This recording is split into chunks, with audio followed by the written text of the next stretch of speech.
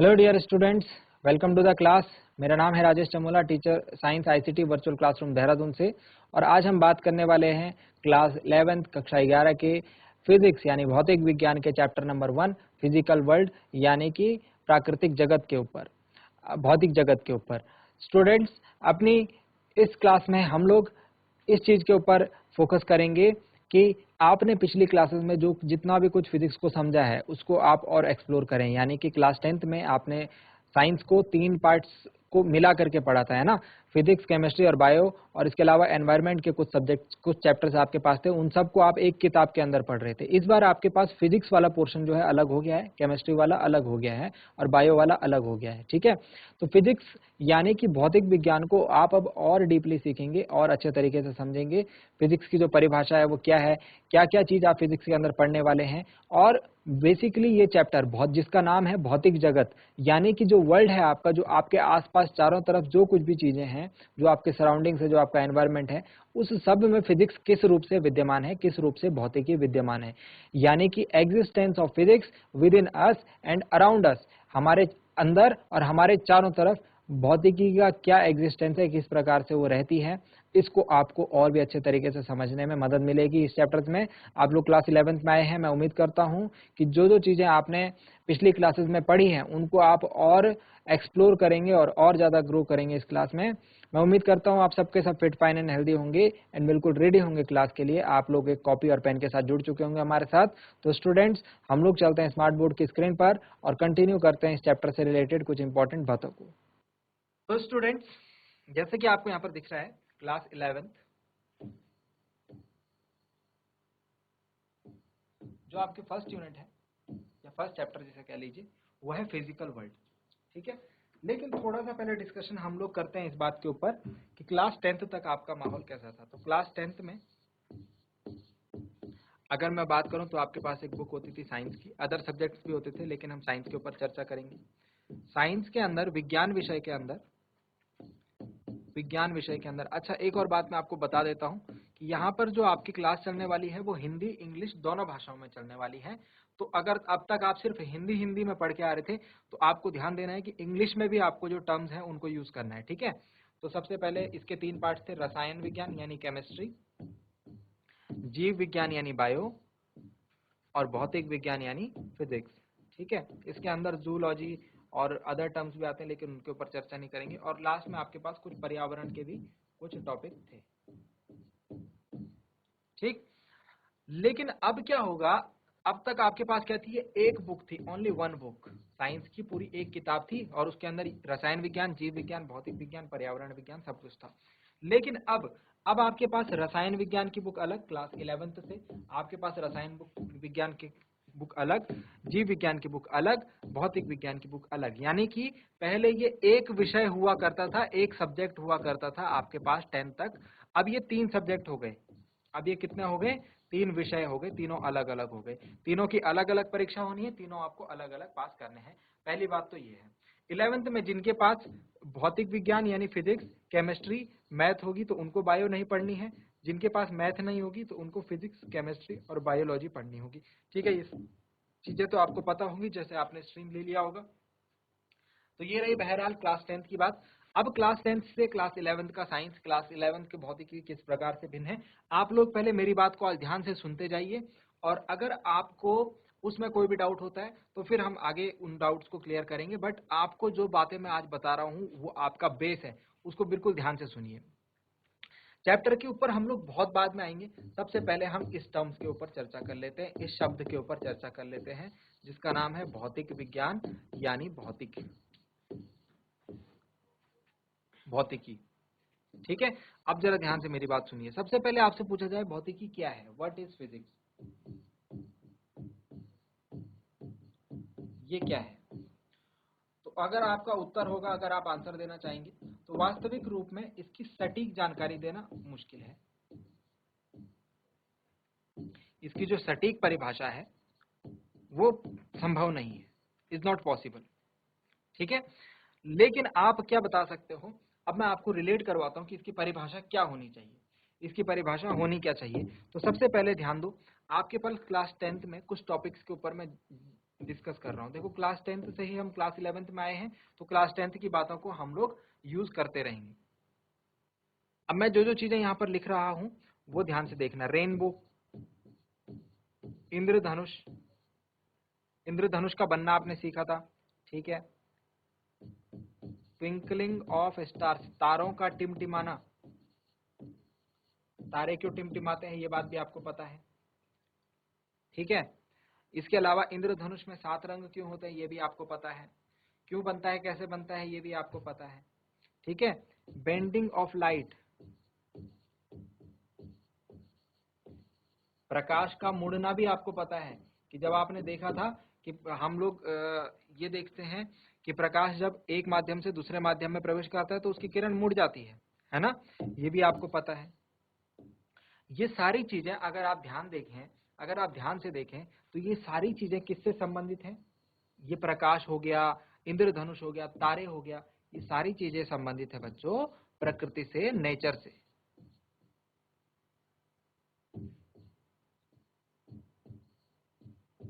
तो हम क्या कह सकते हैं, हम क्या कह सकते हैं कि फिजिक्स के अंदर हम क्या पढ़ने वाले हैं? फिजिक्स के अंदर हम प्रकृति से संबंधित घटनाओं, प्रकृति से संबंधित विज्ञान को पढ़ने वाले हैं। पहली बात तो आपके दिमाग में क्लियर होनी चाहिए। अब जब हमारे दिमाग में एक परिभाषा इसकी आ गई है, एक शब्द हमारे पास आ गया है कि फिजिक्स जो है दैट इज नथिंग बट ये प्रकृति या फिर नेचर से रिलेटेड है। जब हमारे दिमाग में ये बात आ गई है कि फिजिक्स या भौतिकी जो है ये प्रकृति से रिलेटेड है, तो प्रकृति तो हमारे आसपास है ना, हमारे आसपास हमारे चारों तरफ जो भी चीजें हैं वो प्रकृति है। तो भौतिकी आपको सीखने के लिए ज्यादा मेहनत नहीं करनी, ज्यादा इधर उधर नहीं भटकना, आपको अपने आसपास की जो प्रकृति है उसको एनालाइज करना है, उसके ऊपर चिंतन करना है, ठीक है। और जब आप उसके ऊपर चिंतन करेंगे, जब आप उसको समझने की कोशिश करेंगे तो आप गारंटीड फिजिक्स को भी समझ पाएंगे। आई मेरी बात समझ में? तो फिजिक्स समझने के लिए आपको ऐसा नहीं है कि बहुत ज्यादा मोटी मोटी किताबों का सहारा लेना पड़ेगा, हाँ उनकी जरूरत पड़ेगी, लेकिन आपको मेनली प्रकृति को फॉलो करना है, नेचर को फॉलो करना है, ठीक है। तो फिजिक्स का जन्म कैसे, किस प्रकार से हुआ, ये सारी चीजें तो हम लोग डिस्कस करते रहेंगे और इनको आप लोग पढ़ते भी रहेंगे आगे आने वाले चैप्टर्स में, आगे आने वाली क्लासेस में। लेकिन मैं अभी बताता हूं आपको कि फिजिक्स किस प्रकार से प्रकृति से रिलेटेड है। अभी हमने बात बोली कि फिजिक्स जो है वो प्रकृति से रिलेटेड है, लेकिन किस प्रकार से रिलेटेड है। चलिए मैं सबसे पहले एक एग्जाम्पल लेकर के आपको इसको समझाने के प्रयत्न करता हूँ कि एक एग्जाम्पल हम लेते हैं। आपको पता है एक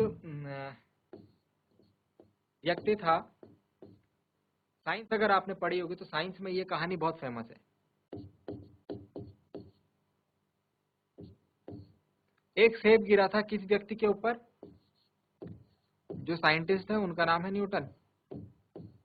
ये एक बहुत ही मामूली घटना है। आप देखते होंगे कि भाई पेड़ से कोई चीज टूट कर गिर रही है, आपके हाथ से कोई चीज छूट कर गिर रही है, ये एक बहुत ही मामूली घटना है। लेकिन इस मामूली घटना ने भौतिकी के बहुत बड़े सिद्धांत, भौतिकी के बहुत बड़े नियम को जन्म दिया। और वो नियम है बच्चों, वो नियम है गुरुत्वाकर्षण का नियम।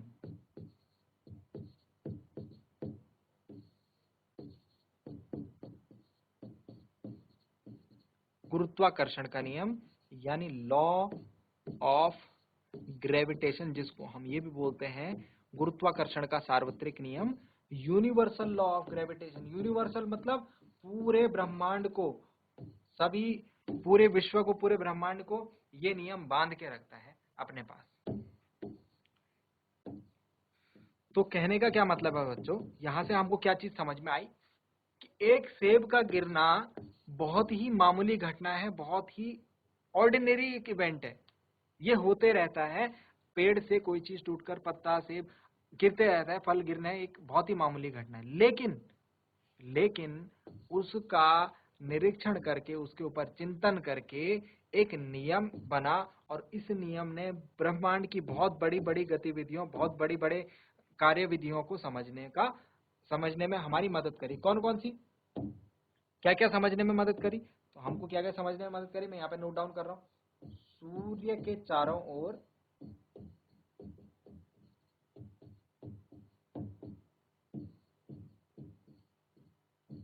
ग्रहों की गति, किसने बताया?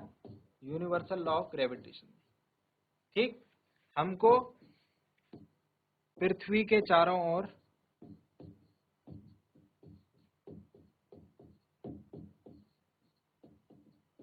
उपग्रहों की गति,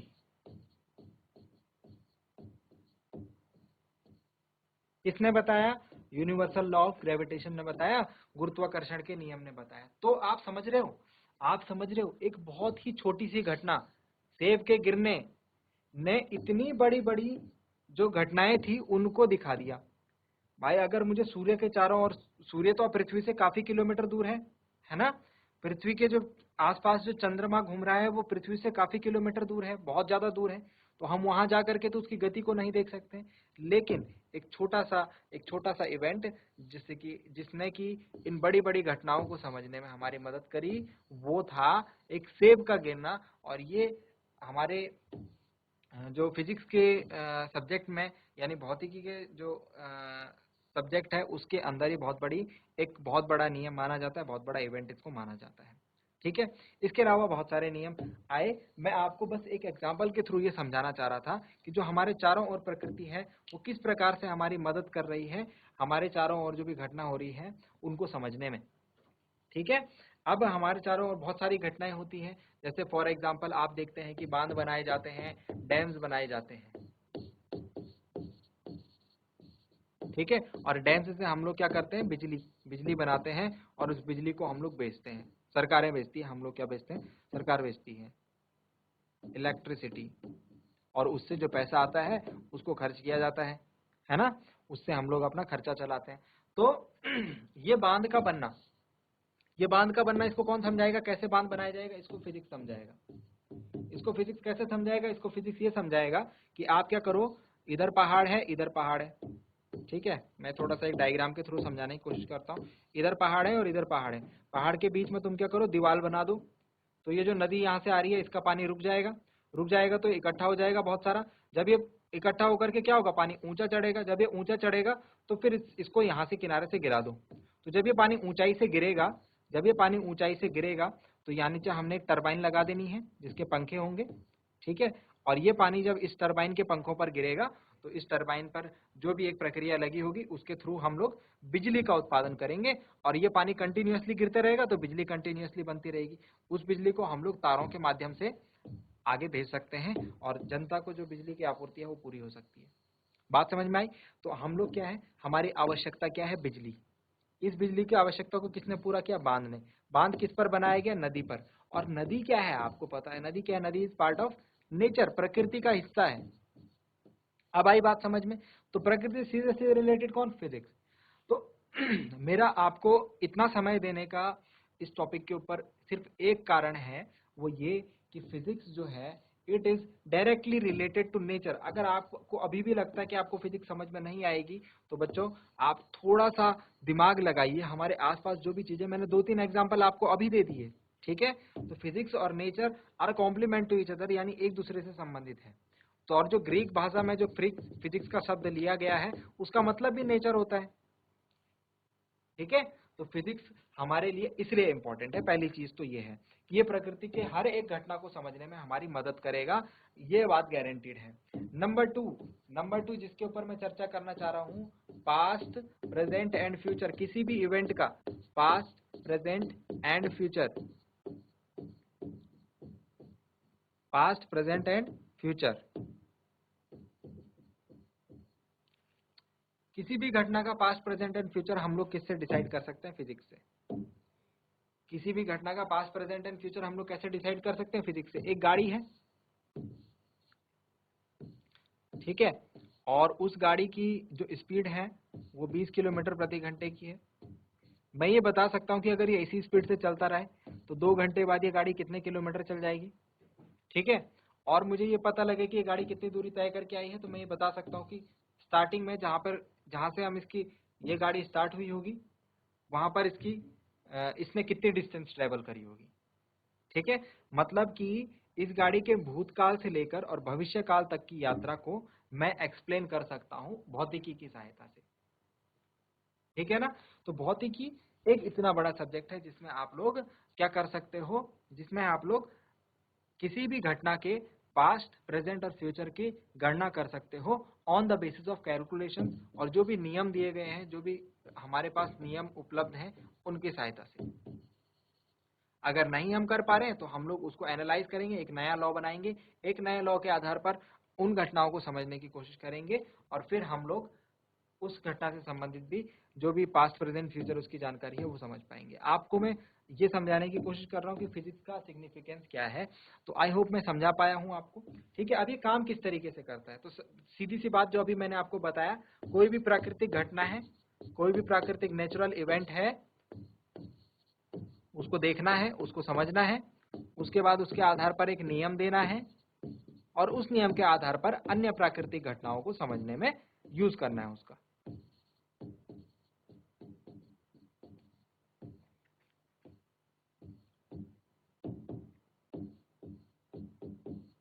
अन्य प्राकृतिक घटनाओं की जानकारी। ठीक है, जब मैंने एक नियम दे दिया, एक रूल बना दिया, या फिर एक सूत्र दे दिया, तो उस सूत्र के आधार पर मैं कोई भी घटना है उसकी भविष्यवाणी कर सकता हूं, घटना की भविष्यवाणी।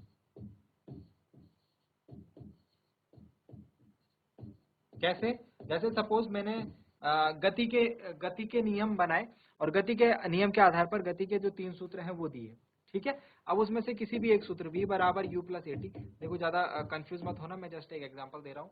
तो जैसे अगर मुझे इनमें से 3 चीज की जानकारी है, v, u और a की जानकारी है, यानी वेग और त्वरण की जानकारी है, तो मैं बता सकता हूँ कि वस्तु को कितना समय लगा होगा इस वेग को प्राप्त करने में। समझ रहे हो, यानी कि भविष्यवाणी। और मैं ये बता सकता हूँ कि अगर ये इस वेग से चलती रही तो कितने समय बाद ये दूसरे बिंदु पर पहुंच जाएगी।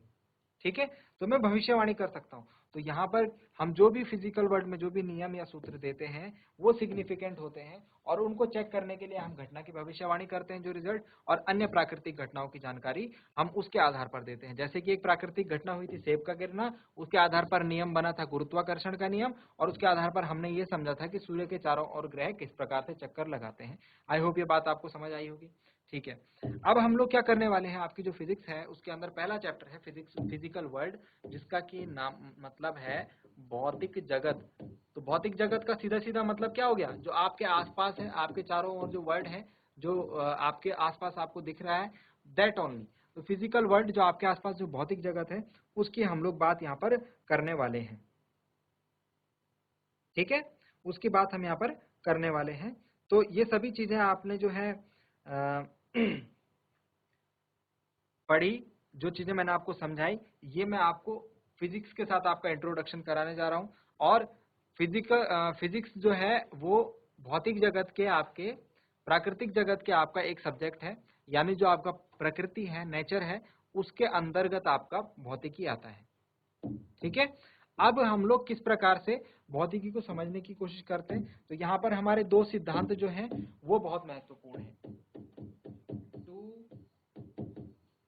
important principles।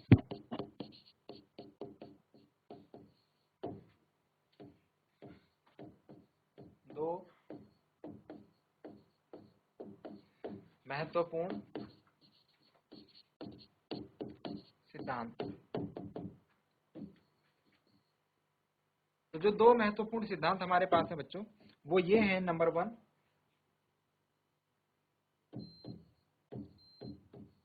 एकीकरण, नंबर 2 न्यूनीकरण। एकीकरण और न्यूनीकरण को हम लोग बोलते हैं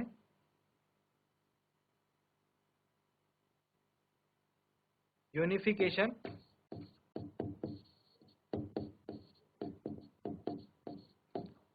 एंड न्यूनीकरण को हम लोग बोलेंगे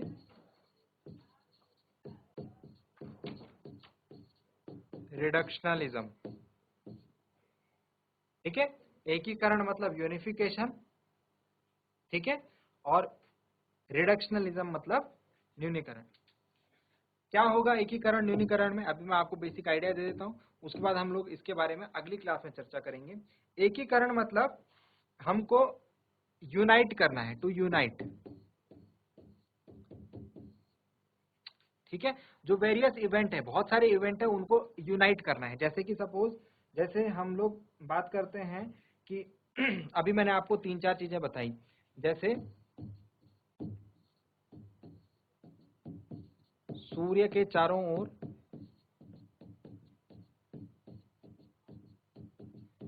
ग्रहों की गति। नंबर सेकंड हमने बताया कि पृथ्वी से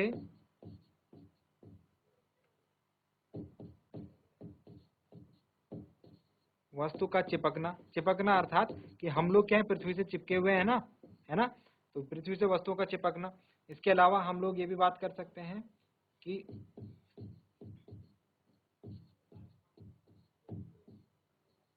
वस्तुओं का पृथ्वी पर गिरना। कोई भी चीज अगर आपके हाथ से छूटेगी तो वो कहाँ गिरेगी, पृथ्वी पर, है ना, या फिर आसमान से भी कोई चीज गिरेगी तो वो पृथ्वी पर गिरेगी।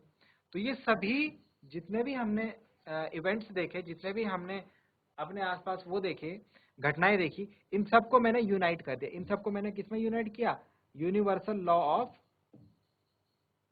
ग्रेविटेशन। मैंने बोला ये सब किस लिए हो रहा है, क्योंकि गुरुत्वाकर्षण का नियम है। आई बात समझ में? तो ये एकीकरण में हम ये काम करेंगे कि बहुत सारी घटनाओं को, जो सिमिलर घटनाएं, जो एक जैसी घटनाएं हैं, उनको समझने के लिए, उनको इकट्ठा करने के लिए हम एक नियम के द्वारा या फिर एक सिद्धांत के द्वारा हम उनको समझेंगे। ठीक है, this is law, this is unification principle in physics. और रिडक्शनलिज्म हम क्या करते हैं कि हम इसको घटाते हैं, यानी उसको कम करते हैं, जिससे कि हम लोग क्या है, एक सिस्टम जनरेट कर पाए, और एक सिस्टम जिससे कि हम अदर जो जानकारियां हैं उनको समझने में हमको मदद मिल पाए। ठीक है, तो ये चीज हम लोग दो महत्वपूर्ण सिद्धांत है। बहरहाल हम इनके बारे में अगली क्लास में चर्चा करेंगे, अभी मैं इनको पूरी तरीके से तो एक्सप्लेन नहीं कर पाऊंगा, तो अगली क्लास में इसको हम डिस्कस करेंगे। फिलहाल मैं आपको एक चीज बताना चाहता हूँ, जो हमने आज पढ़ा उसको मैं दोबारा से रिवाइज करना चाह रहा हूँ। हमने पढ़ा आपकी बुक का चैप्टर नंबर 1 फिजिकल वर्ल्ड, जिसका कि नाम है भौतिक जगत। भौतिक जगत में हमने देखा कि भौतिकी यानी फिजिक्स का हम किस प्रकार से यूज करते हैं अपने भौतिक अपने आसपास, यानी अपने जगत में, अपने वर्ल्ड में। देखो, मैंने आपको फिजिक्स की जो 2-3 डेफिनेशन बताई थी उनको ध्यान रखना। पहली चीज ये है कि प्रिसाइज डेफिनेशन, यानी कि सटीक, precise definition of physics is not possible, यानी फिजिक्स की, भौतिकी की सटीक परिभाषा जो है वो संभव नहीं है। और इसके अलावा हमने ये देखा कि किसी प्राकृतिक घटना को समझने की जो विधि है वो हमको कहाँ से प्राप्त होगी, वो हमको फिजिक्स से प्राप्त होगी, वो हम फिजिक्स के अंदर समझ। डियर स्टूडेंट्स, आज के लिए इतना ही। समय की कमी के कारण आज की क्लास को यहाँ पर रोकते हैं, इसी के ठीक आगे करेंगे अगली क्लास में कंटिन्यू। मैं उम्मीद करता हूँ आज जो बातें आपको बताई गई वो आप याद रखेंगे और आपको क्लास पढ़ने में मजा आया होगा। घर जाकर के एक बार आप उन्हें जरूर देखेंगे और अगली क्लास के लिए आप बिल्कुल रेडी होकर के आएंगे। मैं उम्मीद करता हूँ जो बातें आपको आज बताई गई उनको पढ़ने में आपको मजा आया होगा। अगली क्लास में हम लोग मिलेंगे स्टूडेंट्स, ऐसे ही एक नए और इंटरेस्टिंग टॉपिक के साथ। क्लास से जुड़ने के लिए आप सभी का बहुत बहुत धन्यवाद। Thank you very much and have a nice day.